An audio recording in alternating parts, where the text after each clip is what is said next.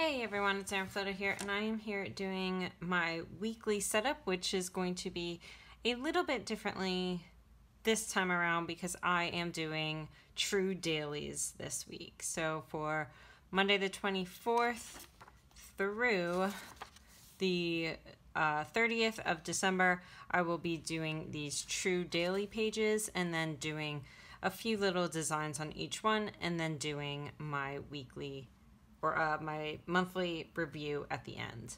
So I'm just going to go ahead and get on to it and talk to you at the end.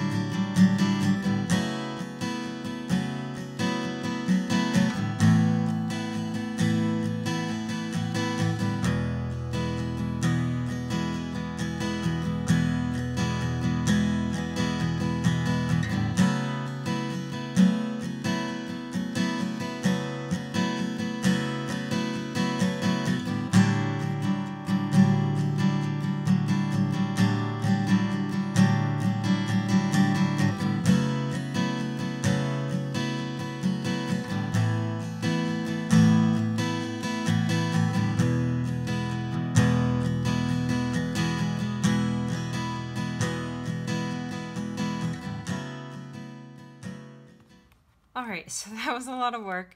So basically what I've done is I have my daily setup for each day. I have Hedwig on Tuesday to balance out some more of the drawing aspects. And then I have a place for priority tasks and general tasks like I normally do, or I have been doing a little bit more lately. And then I added these little panels over here for weather, a little bit of journaling, particularly because it is the week of Christmas. So maybe not a lot is going on. So I just wanted to have a place to like journal a little bit to myself, and then a place for gratitude, what I am grateful for that day. Keeping it going through Wednesday and Thursday. This time I added in the little floating candles that you'll see in the Great Hall, if you can see that little shimmer. These are from Kuretake. I used the white gold and the rose gold this time. Again, same setup. And then I did the 12 trees for Friday and the weekend. Friday I kept the same layout, and then the weekend is just going to be kind of like a Mod Podge of things. So I didn't really want it to be structured as much. And then my final page is a December review and plus an end of year review. So you guys have seen me do my December reviews.